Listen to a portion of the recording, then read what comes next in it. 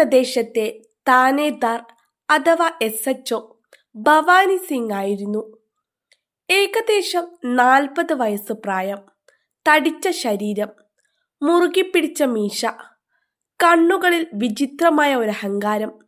ഭവാനി സിംഗിനെ കണ്ടാൽ ഒരു പോലീസ് ഉദ്യോഗസ്ഥനേക്കാൾ കൂടുതൽ ഒരു ഗുണ്ടയെന്നേ തോന്നുമായിരുന്നുള്ളൂ. അവന് 2 പ്രധാന സഹായികളുണ്ടായിരുന്നു, സിപ്പായി രംഗയും ബില്ലയും. ഇവർ 3 പേരും ചേർന്നാണ് പ്രതാപ്ഗഡിൽ ഭരണം നടത്തിയിരുന്നത്. കോളേജിൽ പോകുന്ന പെൺകുട്ടികളെ ശല്യം ചെയ്യുക എന്നതായിരുന്നു ഇവരുടെ ഏറ്റവും പ്രിയപ്പെട്ട വിനോദം. കോളേജിലേക്കുള്ള വഴിയിലുള്ള ചായക്കടയായിരുന്നു ഇവരുടെ താവളം. രാവിലെ കോളേജ് സമയമാകുമ്പോൾ തന്നെ 3 പേരും തങ്ങളുടെ പോലീസ് ജീപ്പ് റോഡരികിൽ നിർത്തിയിടും. അവിടെ കൂടെ പോകുന്ന പെൺകുട്ടികൾക്ക് നേരെ മോശമായ കമന്റുകൾ പാസാക്കും. രംഗ പാൻ ചവച്ചുകൊണ്ട് പറയും, "അല്ലയോ ചുവന്ന ചുരിദാറിട്ടവളെ, ഇത്ര തിരക്കിട്ട് എങ്ങോട്ടാണ് പോകുന്നത്? ഞങ്ങളുടെ കൂടെയും കുറച്ചു നേരം ഇരിക്കി." പേടി കാരണം പെൺകുട്ടികൾ തല താഴ്ത്തി അവിടെ നിന്ന് വേഗത്തിൽ നടന്നു പോകുമായിരുന്നു. ആർക്കും തിരിച്ചു മറുപടി പറയാനുള്ള ധൈര്യമുണ്ടായിരുന്നില്ല. ഇത്തരമൊരു ഭീതി നിറഞ്ഞ അന്തരീക്ഷത്തിലേക്കാണ് പ്രതാപ്ഗഡിൽ ഒരു പുതിയ പെൺകുട്ടി എത്തുന്നത്. അവളുടെ പേര് അഞ്ജലി എന്നായിരുന്നു. കാഴ്ചയിൽ അവൾ ഒരു സാധാരണ കോളേജ് വിദ്യാർത്ഥിനിയെ പോലെ തോന്നുമായിരുന്നു. ലളിതമായ കോട്ടൺ വസ്ത്രങ്ങൾ, കണ്ണട, സാധാരണ രീതിയിൽ കെട്ടിയ മുടി, തോളിൽ പുസ്തകങ്ങൾ നിറഞ്ഞ ബാഗ്. പക്ഷെ സത്യത്തിൽ അവൾ ആ ജില്ലയിലെ പുതിയ SP ആയിരുന്നു. അവൾ അവിടെ വന്നത് സത്യമറിയാനായിരുന്നു. ചില പോലീസ് ഉദ്യോഗസ്ഥർ കോളേജിൽ പോകുന്ന പെൺകുട്ടികളെ ശല്യം ചെയ്യുന്നുണ്ടെന്നും പരാതിപ്പെട്ടാൽ അവരെ തന്നെ ജയിലിൽ അടയ്ക്കുന്നുണ്ടെന്നും അവൾക്ക് പരാതി ലഭിച്ചിരുന്നു. അഞ്ജലി വർമ്മ കോളേജിനടുത്തുള്ള ഒരു മുത്തശ്ശിയുടെ വീട്ടിൽ ഒരു ചെറിയ മുറി വാടകയ്ക്കെടുത്തു. അഞ്ജലി വന്നയുടനെ മുത്തശ്ശി അവളെ ഉപദേശിച്ചു. "മോളെ, ഇവിടുത്തെ സാഹചര്യം അത്ര ശരിയല്ല. കോളേജ് കഴിഞ്ഞാൽ നേരെ വീട്ടിൽ വരിക. വഴിയിൽ ഏതെങ്കിലും പോലീസ് ഉദ്യോഗസ്ഥർ എന്തെങ്കിലും പറഞ്ഞാൽ തല താഴ്ത്തി അങ്ങ് പോന്നോണം. അവർ വളരെ അപകടകാരികളാണ്."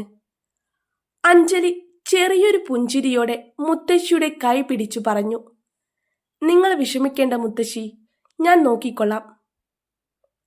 തന്റെ മുമ്പിൽ നിൽക്കുന്നത് ഈ ജില്ലയിലെ SP ആണെന്നും അവർ എന്തോ വലിയ ലക്ഷ്യത്തോടെയാണ് അവൾ അവിടെ എത്തിയതെന്നും ആ മുത്തശ്ശി അറിഞ്ഞില്ല. അടുത്ത ദിവസം അഞ്ജലിയുടെ കോളേജിലെ ആദ്യ ദിനമായിരുന്നു. അവൾ ബാഗും തൂക്കി കണ്ണട ശരിയാക്കി നടന്ന് കോളേജിലേക്ക് തിരിച്ചു. വഴിയിൽ ഭവാനി സിംഗും കൂട്ടാളികളും ഇരിക്കുന്ന ആ ചായക്കട ഉണ്ടെന്ന് അവൾക്കറിയാമായിരുന്നു. അഞ്ജലി ആ കടയുടെ മുന്നിലൂടെ കടന്നുപോയപ്പോൾ രംഗയുടെ കണ്ണുകൾ അവളിൽ പതിഞ്ഞു. രംഗ വിസിലടിച്ചുകൊണ്ട് പറഞ്ഞു, "ഓഹോ, ഇന്ന് നഗരത്തിൽ ഏത് പുതിയ പക്ഷിയാണ് വന്നിരിക്കുന്നത്?" ഇത് കേട്ടതും ബില്ല ചായക്കുപ്പി താഴെ വെച്ച് പറഞ്ഞു, "ബായ്, ഈ കണ്ണടക്കാരിയെ കാണാൻ നല്ല പാവമാണെന്ന് തോന്നുന്നു." ജീപ്പിന്റെ ബോണറ്റിലിരുന്നിരുന്ന ഭവാനി സിംഗ് തന്റെ മീശ പിരിച്ചുകൊണ്ട് അഞ്ജലിയെ അടിമുടിയൊന്ന് നോക്കി. "അല്ലയോ മാഡം, പുതിയ അഡ്മിഷൻ ആണോ? വഴിതെറ്റി വന്നതാണെങ്കിൽ ഞങ്ങൾ കോളേജ് വരെ കൊണ്ടാക്കാം." അഞ്ജലിയുടെ ചുവടുകൾ ഒരു നിമിഷം നിന്നു. അവൾ ചരിഞ്ഞു നോക്കി, ആ 3 പേരെയും നോക്കി. ഏതെങ്കിലും സാധാരണ പെൺകുട്ടിയായിരുന്നെങ്കിൽ പേടിച്ചു വിറയ്ക്കുമായിരുന്നു. എന്നാൽ അഞ്ജലിയുടെ മുഖത്ത് ഭയത്തിന്റെ ഒരു നിഴൽ പോലും ഉണ്ടായിരുന്നില്ല. അവൾ മറുപടിയൊന്നും നൽകിയില്ല. തല താഴ്ത്തി നിശബ്ദമായി മുന്നോട്ട് നടന്നു. ഹവിൽദാർ ബില്ല പറഞ്ഞു, "സർ, ഇവൾക്ക് നല്ല അഹങ്കാരമാണല്ലോ." ഭവാനി സിംഗ് ചിരിച്ചുകൊണ്ട് പറഞ്ഞു, "അതൊന്നും സാരമില്ല. 2-4 ദിവസം കൊണ്ട് ഇവളുടെ അഹങ്കാരമെല്ലാം നമുക്ക് തീർക്കാം." ഇതു പറഞ്ഞ് 3 പേരും ഉറക്കെ ചിരിച്ചു. അഞ്ജലി പേടിച്ചുവെന്നാണ് അവർ കരുതിയത്. എന്നാൽ അഞ്ജലി പേടിക്കുകയായിരുന്നില്ല. മറിച്ച് അവൾ അവളുടെ ജോലി ചെയ്യുകയായിരുന്നു. അഞ്ജലിയുടെ ആ വലിയ സ്കൂൾ ബാഗിന്റെ വള്ളിയിൽ വളരെ ചെറിയൊരു ഹൈടെക് ഹിഡൻ ക്യാമറ ഘടിപ്പിച്ചിരുന്നു.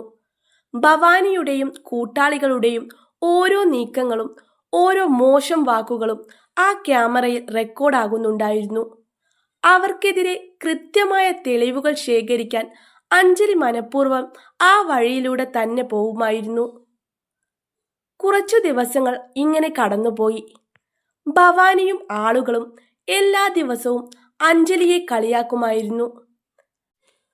എന്താ കണ്ണടക്കാരി, ഇന്ന് കാണാൻ നല്ല ഭംഗിയുണ്ടല്ലോ, എപ്പോഴെങ്കിലും ഞങ്ങളുടെ വശത്തേക്കും ഒന്ന് നോക്കൂ. അഞ്ജലി എല്ലാം നിശബ്ദമായി കേൾക്കും, ക്യാമറയിൽ റെക്കോർഡ് ചെയ്യും, മുന്നോട്ട് പോകും. അവൾ ശരിയായ അവസരത്തിനായി കാത്തിരിക്കുകയായിരുന്നു. ഒരു ദിവസം ഉച്ച സമയമായിരുന്നു. കോളേജ് കഴിഞ്ഞ് കുട്ടികൾ വീട്ടിലേക്ക് മടങ്ങുകയായിരുന്നു. അഞ്ജലിയും അതേ വഴിയിലൂടെ തിരിച്ചു വരികയായിരുന്നു. അപ്പോഴാണ് മുന്നിൽ വലിയൊരാൾക്കൂട്ടം അവൾ കണ്ടത്. അവിടേക്ക് ചെന്നപ്പോൾ അവളുടെ രക്തം തിളച്ചു. ഭവാനി സിംഗും രംഗയും കൂടി ഒരു പെൺകുട്ടിയുടെ വഴി തടഞ്ഞു വെച്ചിരിക്കുകയായിരുന്നു. ആ പെൺകുട്ടിയുടെ പേര് നേഹ എന്നായിരുന്നു. അവൾ അതേ കോളേജിലാണ് പഠിച്ചിരുന്നത്. നേഹ വിങ്ങിപ്പൊട്ടി കരയുകയായിരുന്നു. അവളുടെ പുസ്തകങ്ങൾ റോഡിൽ ചിതറിക്കിടക്കുന്നുണ്ടായിരുന്നു. നേഹ കൈകൂപ്പി കരഞ്ഞുകൊണ്ട് പറഞ്ഞു, സാബ്, എന്നെ വിടൂ പ്ലീസ്, എൻ്റെ പപ്പ കാത്തിരിക്കുന്നുണ്ടാകും. ഭവാനി സിംഗ് നേഹയുടെ ദുപ്പട്ട വലിക്കാൻ ശ്രമിച്ചുകൊണ്ട് പറഞ്ഞു, ഇതിനിത്ര ധൃതി എന്തിനാണ്? ഞങ്ങൾ നിന്റെ നമ്പർ ചോദിച്ചിട്ട് നീ തന്നില്ലല്ലോ. ചുറ്റും ഒരുപാട് ആളുകൾ നിൽക്കുന്നുണ്ടായിരുന്നു. കടക്കാർ, വിദ്യാർത്ഥികൾ, വഴിയാത്രക്കാർ. പക്ഷെ എല്ലാവരും വെറും കാഴ്ചക്കാരായി നിൽക്കുകയായിരുന്നു. ഭവാനി സിംഗിനെ പേടി കാരണം ആരും ഒരക്ഷരം മിണ്ടിയില്ല. അഞ്ജലിക്കിത് സഹിക്കാനായില്ല. അവൾ ആൾക്കൂട്ടത്തിനിടയിലൂടെ മുന്നോട്ട് വന്ന് നേഹയുടെ മുന്നിൽ നിന്നു. റോഡിൽ നിന്ന് നേഹയുടെ പുസ്തകങ്ങൾ എടുത്ത് അവൾക്ക് നൽകിക്കൊണ്ട് പറഞ്ഞു, കരയേണ്ട നേഹ, നീ വീട്ടിൽ പോകൂ. ഒരു അപരിചിതയായ പെൺകുട്ടി ഇടപെടുന്നത് കണ്ടപ്പോൾ ഭവാനി സിംഗിന് ദേഷ്യം വന്നു. സൂക്ഷിച്ചു നോക്കിയപ്പോൾ ഇതാ കണ്ണടക്കാരി തന്നെയാണെന്ന് അവന് മനസ്സിലായി. അവൻ അലറി, എടി, നീ എന്തിനാണ് ഇതിനിടയിൽ കയറുന്നത്? നേതാവാകാൻ കൊതിയുണ്ടോ? അഞ്ജലി ശാന്തമെങ്കിലും ഉറച്ച ശബ്ദത്തിൽ പറഞ്ഞു, നിങ്ങൾ പോലീസുകാരാണ്. ഞങ്ങളെ സംരക്ഷിക്കുക എന്നതാണ് നിങ്ങളുടെ ജോലി. നിങ്ങൾ പരസ്യമായി ഒരു പെൺകുട്ടിയെ ശല്യം ചെയ്യുന്നു. നിങ്ങൾക്ക് നാണമില്ലേ? മുഴുവൻ ചന്തയിലും നിശബ്ദത പടർന്നു. ആളുകളുടെ ശ്വാസം നിലച്ചു. ഇതുവരെ ആരും ഭവാനി സിംഗിന്റെ കണ്ണുകളിൽ നോക്കി സംസാരിച്ചിട്ടില്ലായിരുന്നു. ഈ സാധാരണ കോളേജ് പെൺകുട്ടി അവനെ നാണം കെടുത്തുന്നു. രംഗ മുന്നോട്ട് വന്നു പറഞ്ഞു, നിന്റെ നാവ് കുറച്ച് കൂടുതലാണല്ലോ. ഇപ്പോൾ തന്നെ നിന്നെ സ്റ്റേഷനിൽ കൊണ്ടുപോയി നിന്റെ ഈ നേതാഗിരിയൊക്കെ ഞാൻ തീർത്തു തരാം. അഞ്ജലി രംഗയുടെ വാക്കുകൾ മുറിച്ചുകൊണ്ട് പറഞ്ഞു, എന്നെ ഏത് കുറ്റത്തിനാണ് സ്റ്റേഷനിലേക്ക് കൊണ്ടുപോകുന്നത്? യൂണിഫോം ഇട്ടുവെന്ന് കരുതി നിങ്ങൾക്ക് തോന്നിയതൊക്കെ ചെയ്യാമെന്നാണോ? ഭവാനി സിംഗിന്റെ അഹങ്കാരത്തിന് വലിയ മുറിവേറ്റു. ചന്തയിൽ എല്ലാവരുടെയും മുന്നിൽ വെച്ച് ആരോ തന്നെ തല്ലിയതുപോലെ അവന് തോന്നി. അവന്റെ കണ്ണുകൾ ചുവന്നു. അവൻ നേഹയെ വിട്ടു. പക്ഷെ അഞ്ജലിക്ക് നേരെ വിരൽ ചൂണ്ടി ചീറ്റിക്കൊണ്ട് പറഞ്ഞു, നീ ഇന്ന് വലിയ തെറ്റാണ് ചെയ്തത്. ഇനി നോക്കിക്കോ ഭവാനി സിംഗ് ആരാണെന്ന്. നാളെ മുതൽ നിന്നെ വീടിന് പുറത്തിറങ്ങാൻ സമ്മതിച്ചില്ലെങ്കിൽ എൻ്റെ പേര് ഭവാനി എന്നല്ല. അഞ്ജലി അവന്റെ ഭീഷണിക്ക് മറുപടി നൽകിയില്ല. ക്യാമറ കൃത്യമായ ആംഗിളിലാണെന്ന് ഉറപ്പാക്കാൻ അവൾ ബാഗിന്റെ വള്ളി ശരിയാക്കി നെഹയും കൂട്ടി അവിടെ നിന്നുപോയി.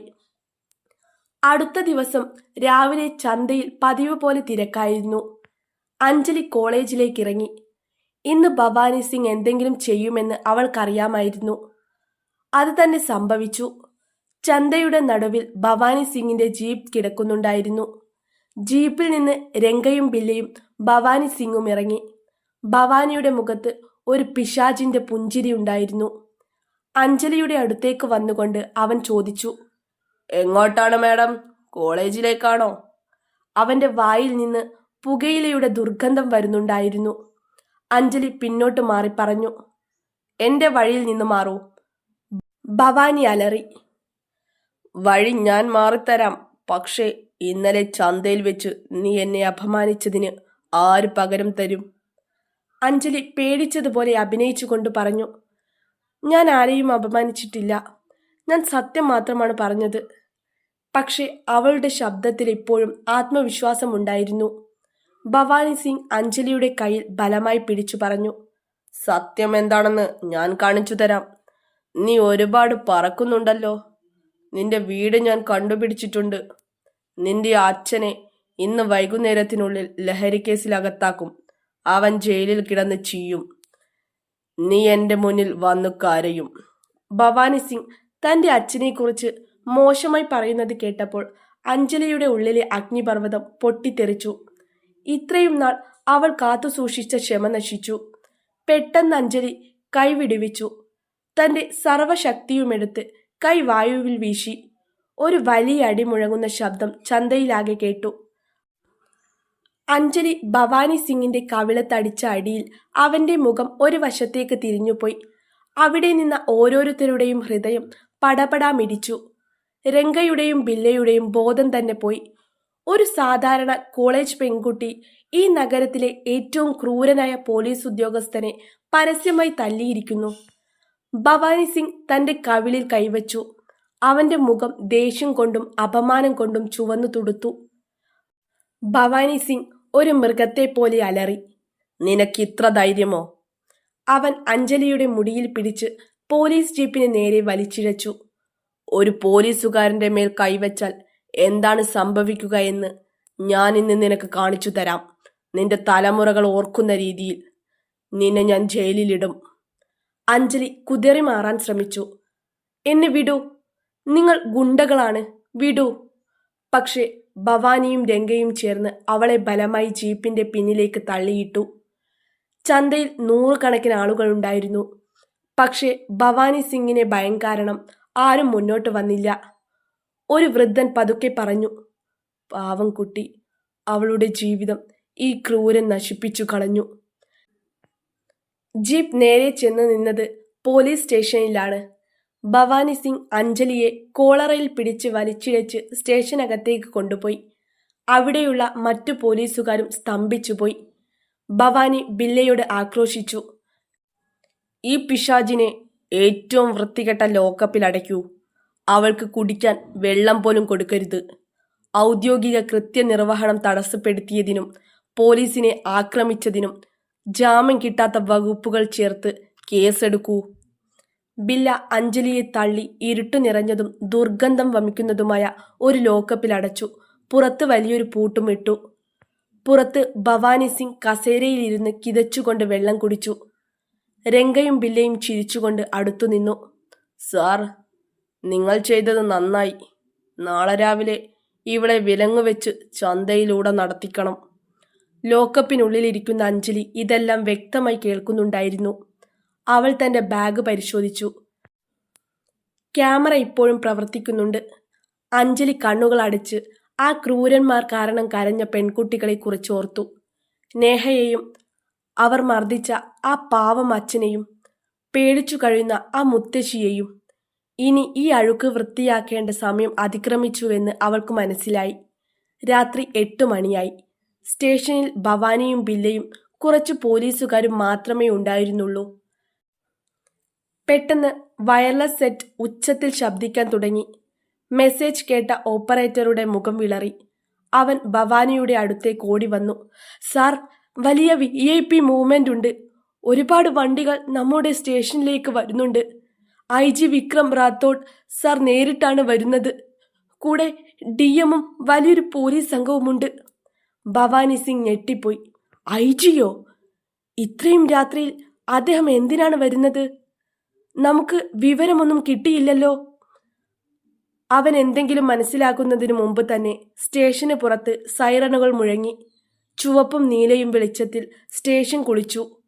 IG വിക്രം റാത്തോഡും സംഘവും അകത്തേക്ക് കടന്നു വന്നു.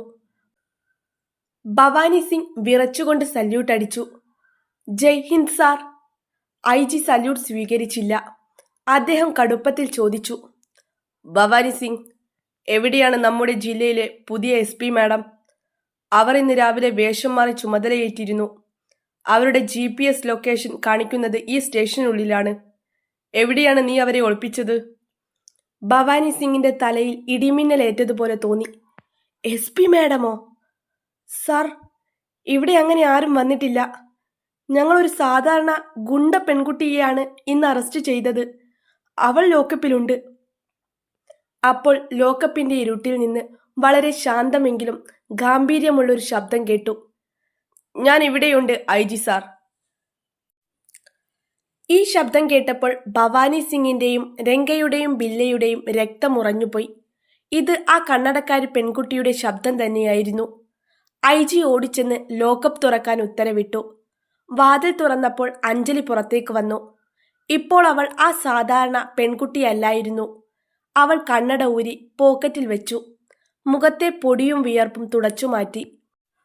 അവളുടെ നടപ്പും ഭാവവും പാടെ മാറി. അഞ്ജലി IGയെ നോക്കി പുഞ്ചിരിച്ചു. ജയ് ഹിന്ദ് സാർ. സോറി, നിങ്ങളെ ഇത്രയും രാത്രിയിൽ ബുദ്ധിമുട്ടിക്കേണ്ടി വന്നു. പക്ഷെ ഈ സ്റ്റേഷനിൽ രാത്രി നടക്കുന്ന കളികൾ എനിക്ക് കാണണമായിരുന്നു.